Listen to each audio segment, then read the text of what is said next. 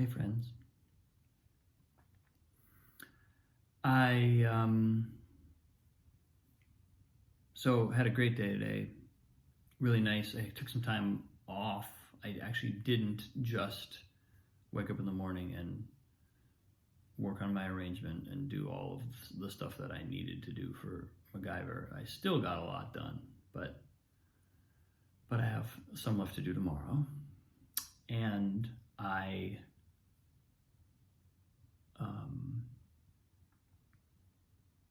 but I had an insight come through. So I had this weird feeling today, and this sometimes happens when I'm in the creative process and I am in that kind of like flow state. I think I was talking in one of my last posts about that feeling of being so exhausted.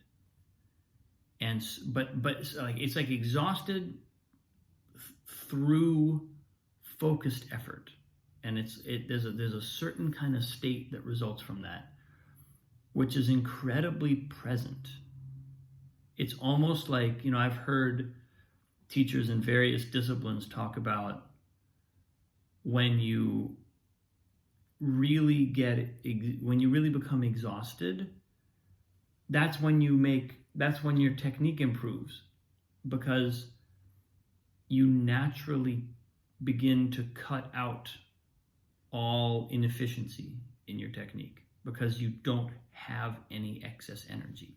So provided that you keep doing the thing, whatever the thing is, whether we're talking about piano or an athletic, I think this is something that kind of came out of athletic. I feel like it's an athletic coach that might have said this at some point. But if you're gonna keep playing, even when your body is thoroughly exhausted. Now sometimes your technique goes to hell when you're thoroughly exhausted, but there's another thing that can happen, which is all extraneous effort goes away and there's only the effort required. And that is a state that I know from doing this kind of work, from doing creative work, doing theater. There are times when the project just demands hours or investments of time or energy or whatever that just take you to a level of really deep exhaustion. They just take you all the way to the limit. And I've noticed that, because I love living there. That's a place, and especially when you're in a flow state, when I'm in a state of like that energy, I'm seeing that energy produce an amazing show, amazing music with amazing people. It's really great to be there. And there's actually something that happens when I then get a little rest, where it's like the vibe kind of dies. It's almost like, and I think this is almost where there's like a workaholic thing that can come in and sort of, it's like once I'm pushing myself at that level, I just want to keep pushing myself at that level, or else I might lose the high or this, whatever that kind of altered state is. But so this morning when I had a morning and I decided I'm not gonna work for the first couple hours today. I'm gonna take a little time. I'm gonna catch up on a bunch of admin stuff that I have to do, make some phone calls. I'm going to do my lesson with Madeline. I actually spent some time after my lesson with Madeline just at the theater getting my setup for the music for MacGyver, getting it a little bit more tuned up, just because there was issues with the way it was set up and the stands and the heights of things and whatnot. I just went in and took some time to really get comfy in there and set my space.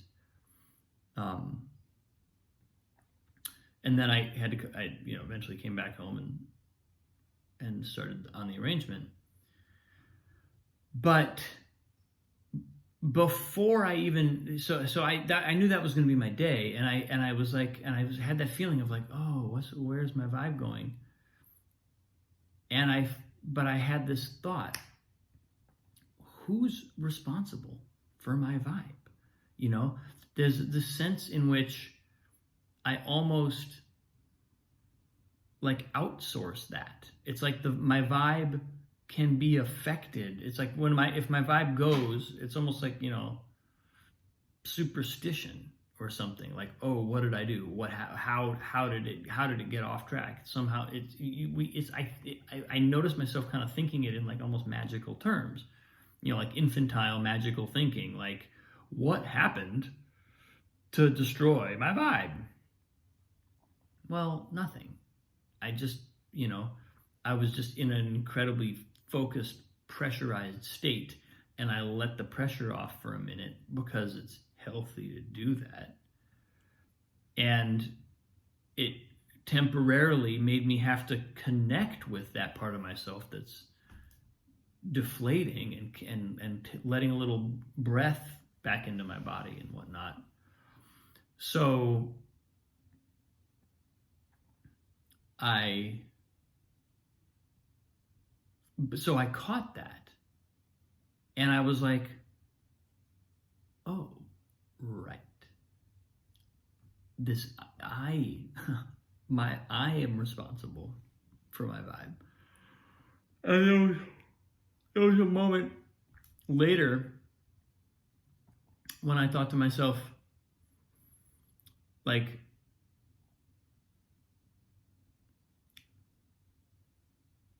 one of the gifts that I have given myself over the past several years and leading into this process, I feel like I'm reaping some of the benefits in this process, is learning not to make the project bigger than myself. And very often when I'm you know, reckoning or working with that insight, what I'm doing is I'm declaring to myself, I'm not going to let it get me down, because my own integrity, my own actual, you know, my own relationship to the universe is more important than this thing. That's kind of the whole idea of making spiritual practice central to my life, is that nothing within my life, if I'm consistently connecting with the largest possible context, the highest possible priorities, the highest guiding forces and influences that I have the capacity to connect with, then anything that falls within my experience can't take over, because all of it is subordinate to that.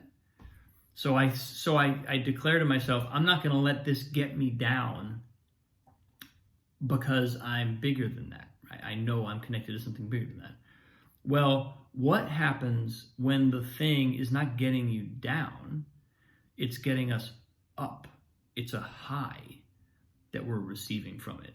So like, I come to a project like this and I'm in a great place and I'm energized and I have, you know, I got just like so much love to give and I'm diving in, and as a result, it goes really well.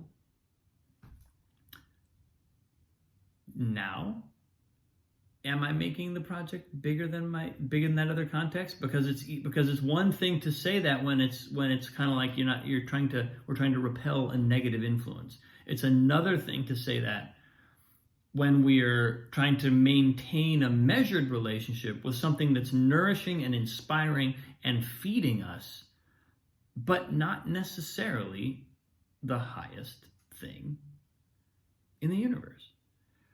And so that's what I think I've been feeling over the last day or two, is like, you know, it was so much fun to be back in a room doing this work. So amazing.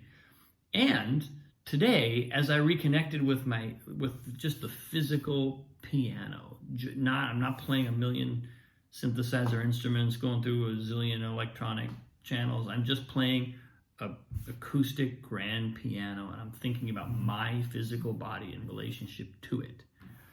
I was like, oh, right. This It was like a ground, that was only one that was one little chapter in this experience. There was also just spending some time talking to Katie and Annalise. I talked to my Tony Robbins coach today. She gave me an amazing session, thinking about my relationship with Katie and just how to maintain a real connection even during the time when I'm gone, and how to make her feel cared for, and just connecting back to things in my life that are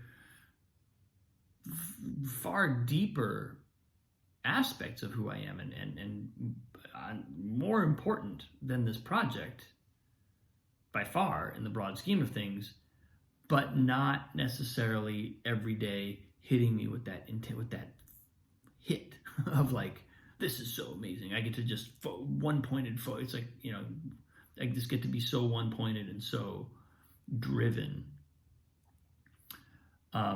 So anyway, I'm unpacking all this because what I realized was that's kind of how I'd lost myself a little bit.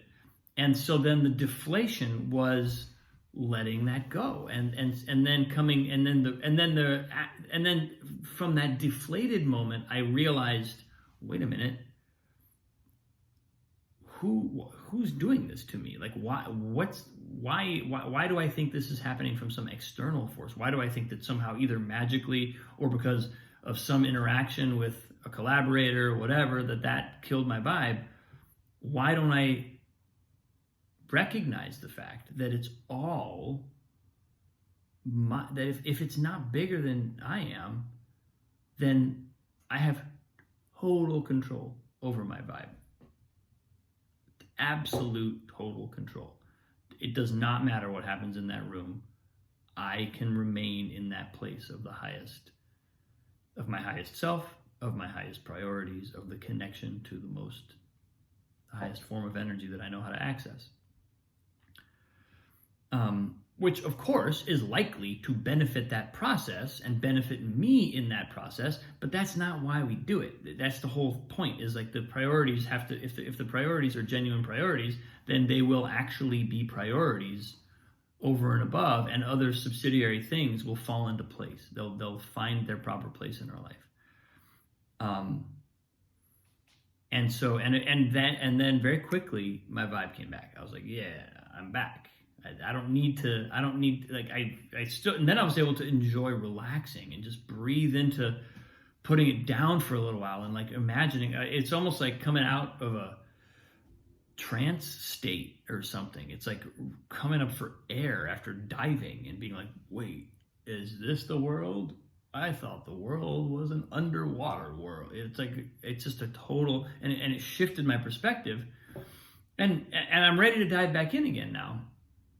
And I'm sure we're going to go deeper and longer this time. It's going to be this way until we open. But I was also reminded, like, oh my God, thank you for letting me. I was so grateful to myself for letting myself remember what else is so important and significant in my life. Not getting stuck in the high. So, that's what came through today. And tomorrow, I'll be back in the room. Week 2, here we go. It's really fun. It's going to be awesome. Thanks for watching, folks. Love you. Appreciate you. Have a wonderful day. I'll see you tomorrow.